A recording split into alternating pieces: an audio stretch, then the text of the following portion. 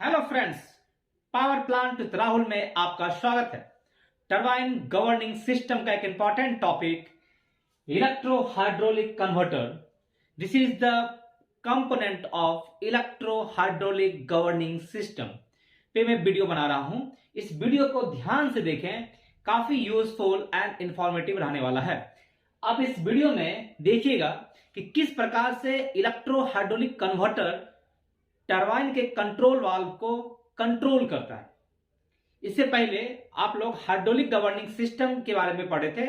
Hydraulic governing system का important जो component था स्पीडर गियर एंड हाइड्रोलिक एम्पलीफायर, इस पे मैं वीडियो बना चुका हूं। जो भी फ्रेंड्स इस वीडियो को नहीं देखे हैं, कृपया हमारे चैनल पे जाके इस वीडियो को देख सकते हैं, काफी फायदेमंद होगा। तो इस वीडियो में हम लोग देखते हैं कि इलेक्ट्रो हाइड्रोलिक कन्वर्टर किस प्रकार से वर्क करता है और इसका वर्किंग प्रिंसिपल क्या है। तो आइए हम लोग देखते हैं electro hydraulic converter.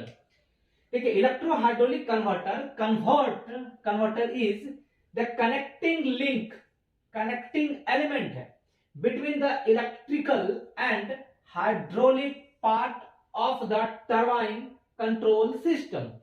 Means electro hydraulic converter means electrical and hydraulic दोनों का ये कॉम्बिनेशन है।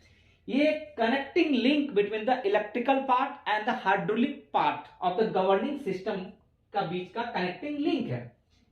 It convert the signals from the electrical controller into the hydraulic signals and amplify them for actuation of control element.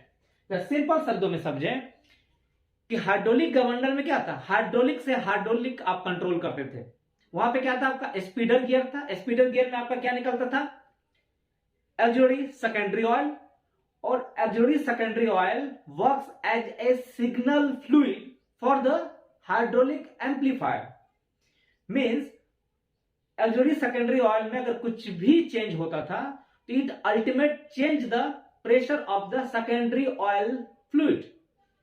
तो similarly यहां पे आपका electro hydraulic converter में आपका इंपल्स सिग्नल कौन देगा, इंपल्स सिग्नल आपका आता है इलेक्ट्रिकल कंपोनेंट्स आता है, इलेक्ट्रिकल पार्ट्स आता है।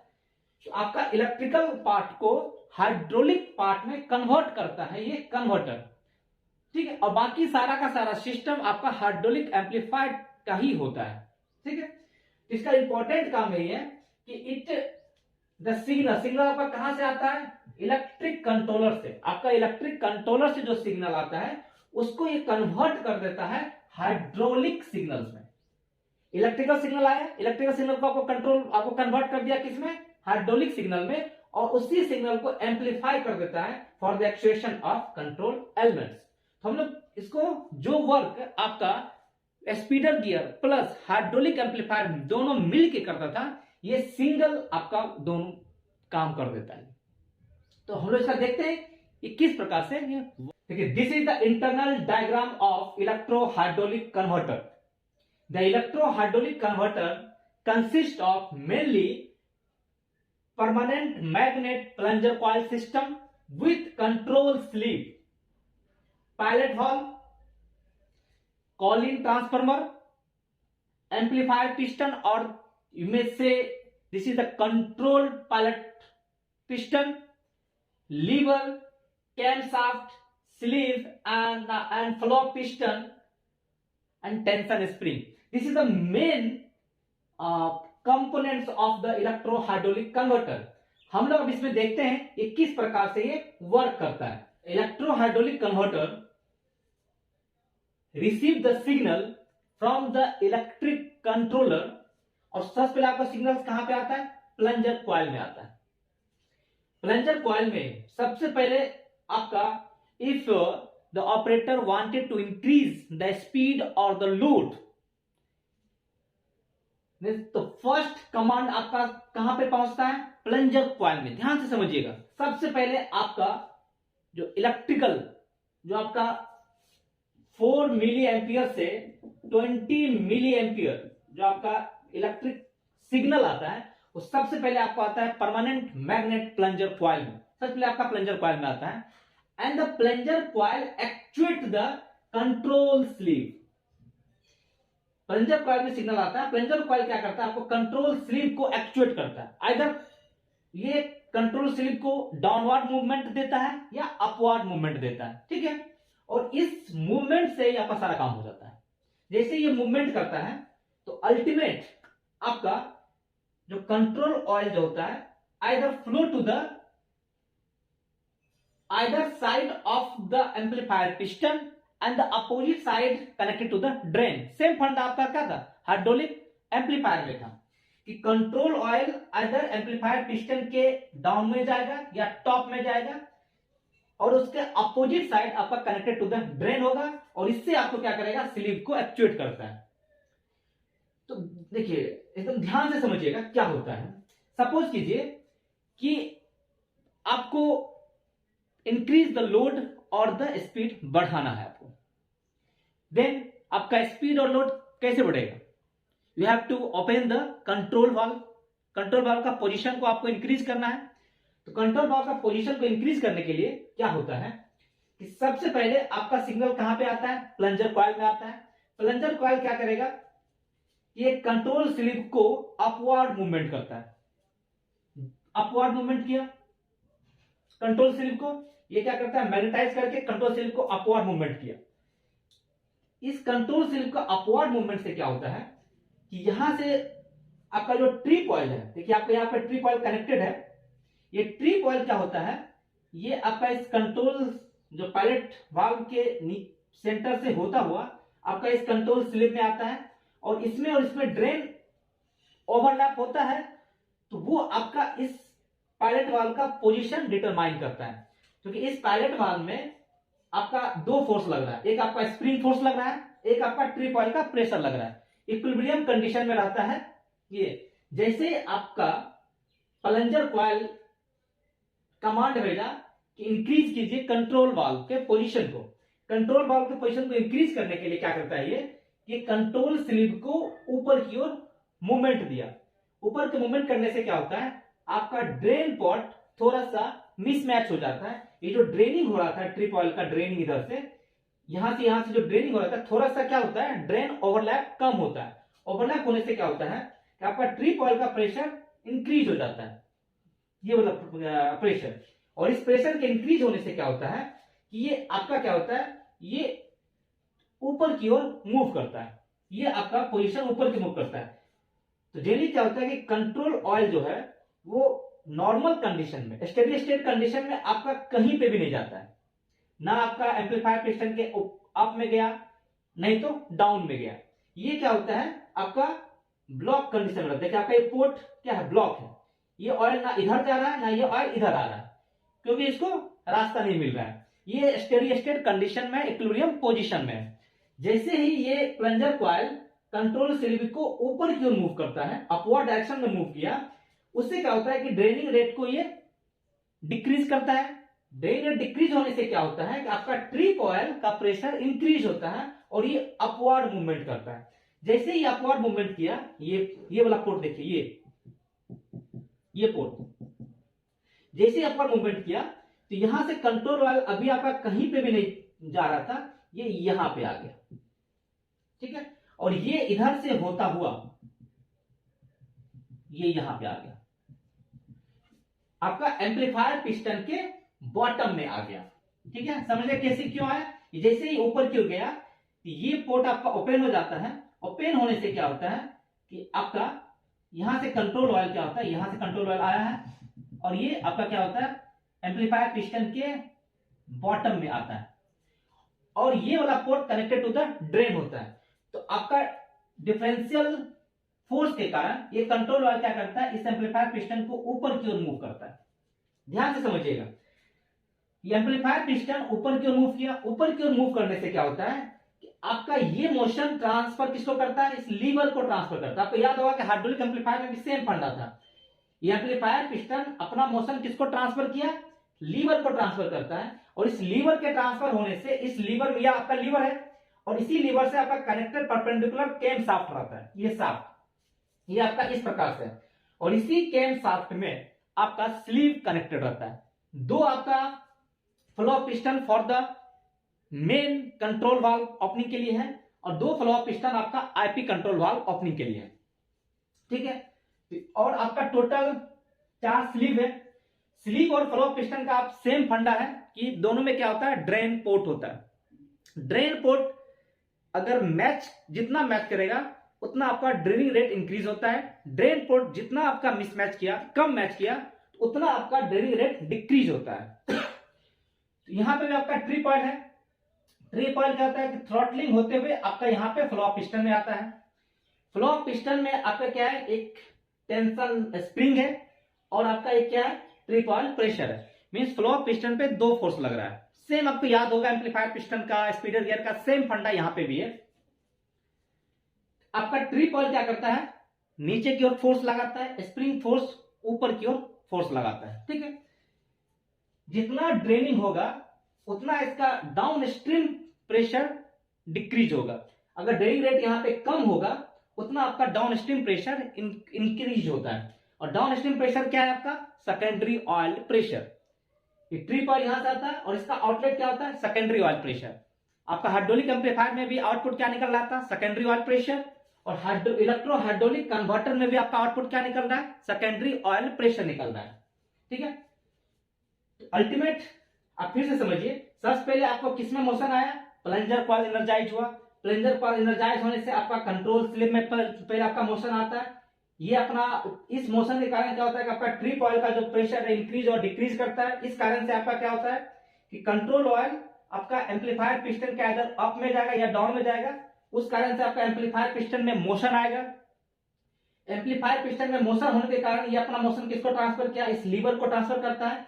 इस लीवर में मोशन आने से आपका जो केम शाफ्ट में मोशन आता है और केम शाफ्ट में मोशन होने के कारण आपका स्लीव अपवर्ड या डाउनवर्ड मूवमेंट करता है। स्लीव के मोशन होने के कारण जो आपका ड्रेनिंग रेट था वो इंक्रीज और डिक्रीज होता है। उससे क्या होता है, आपका फ्लो पिस्टन में मूवमेंट होता है। फ्लो पिस्टन मूवमेंट होने के कारण आपका जो डाउन स्ट्रीम प्रेशर मींस जो सेकेंडरी ऑयल प्रेशर इंक्रीज और डिक्रीज करता है। क्विक रिवाइज करूं, सपोज कीजिए अगर आपका कंट्रोल वाल्व के पोजीशन को इंक्रीज करना, कंट्रोल वाल्व पोजीशन को इंक्रीज करने से क्या होता है कि आपका जो कंट्रोल स्लीव है वो अपवर्ड मूवमेंट किया। अपवर्ड मूवमेंट करने से आपका क्या होता है कि ट्रिप ऑयल का ड्रेनिंग रेट यहां पे कम होता है। तो ये आपका अपवर्ड, ये आपका जो पायलट वाल्व है ये ऊपर की ओर मूवमेंट किया। अपवर्ड बार ऊपर मूवमेंट करने से आपका जो कंट्रोल ऑयल जो होता है वो नीचे का पोर्ट ओपन होता है और यहां से कंट्रोल ऑयल पहुंचता है एम्पलीफायर पिस्टन या इसको हम कंट्रोल पिस्टन भी कहते हैं। इसका मोशन अपवर्ड होता है। इस अपवर्ड के मोशन होने से आपका लीवर जो होता है डाउनवर्ड मूवमेंट किया। डाउनवर्ड मूवमेंट करने से आपका स्लीव जो होता है वो नीचे की ओर मूव करता है, डाउनवर्ड मूव करता है। इससे क्या होता है, आपका ड्रेन पोर्ट जो होता है वो ड्रेनिंग रेट थोड़ा सा डिक्रीज हो जाता है। तो यहां से जो आप ट्रिप ऑयल जो यहाँ पे आके यहां से जो ड्रेन हो रहा था वो अभी ड्रेन रेट कम होने से जो डाउन स्ट्रीम प्रेशर जो था वो आपका इंक्रीज हो जाता है। It mean secondary oil pressure आपका इंक्रीज करने से कंट्रोल वाल्व ओपन हो जाता है। अगर आपको कंट्रोल वाल्व के पोजीशन को डिक्रीज करना है तो रिवर्स सीक्वेंस आप कर लीजिए। सेम आपका अगर कंट्रोल वाल्व के पोजीशन को कम करना है, कंट्रोल स्लीव नीचे की ओर आएगा, ये आपका नीचे की ओर आएगा। नीचे आने से कंट्रोल वाल्व जो नीचे जा रहा था अब आप कंट्रोल वाल्व ऊपर की ओर जाएगा। तो पायलट पिस्टन आपका एम्पलीफायर पिस्टन नीचे की ओर मूव करेगा तो स्लीव आपका ऊपर की ओर जाएगा और ड्रेनिंग रेट को इंक्रीज कर देगा और आपका सेकेंडरी ऑयल प्रेशर डिक्रीज हो जाता है। Means for the each specific position of the amplifier piston there is a specific position of the sleeve and therefore the flow of piston, and the downstream pressure means secondary oil pressure is determined by the position of the flow of piston and the sleeve। ठीक है, तो ये आपका electro hydraulic converter का internal mechanism था।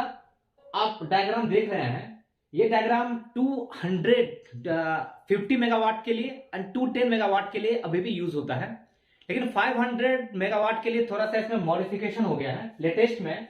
आपका ये जो plunger coil and the control sleeve है और आपका जो स्प्रिंग है, इस तीनों को हटा के इसकी जगह एक प्रोपोर्शनल वाल्व लगा दिया है।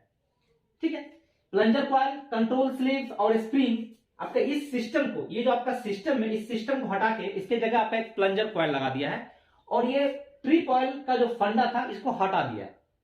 ठीक है, सिर्फ आपका इसमें कंट्रोल ऑयल इनपुट रहेगा।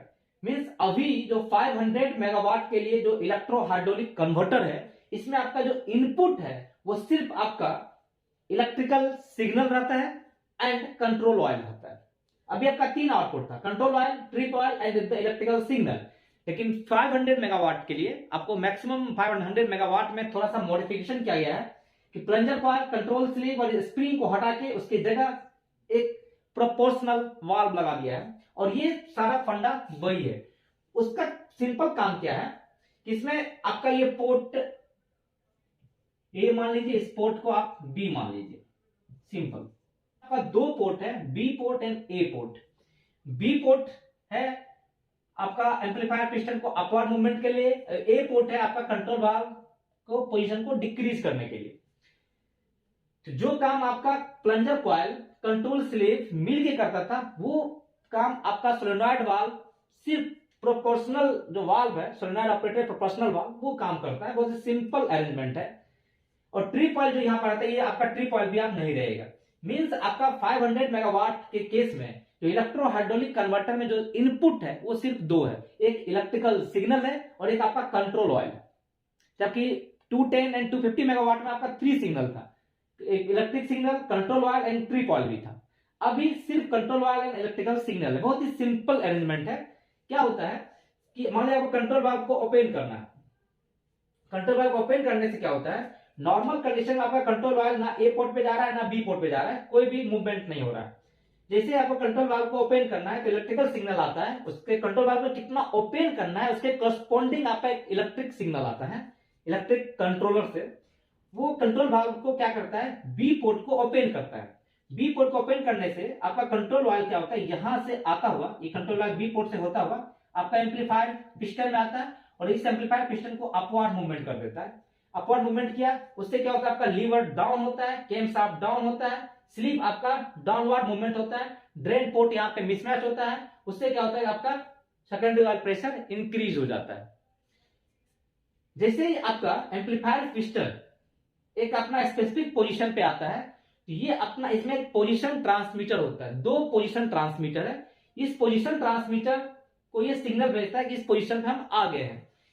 तो ये पोजीशन ट्रांसमीटर क्या करता है, जो आपका इलेक्ट्रिकल सिग्नल यहाँ पे आ रहा था, बी, जिस कारण से आपका बी पोर्ट ओपन हुआ था, उस इलेक्ट्रिकल सिग्नल को डिसेबल्ड कर देता है।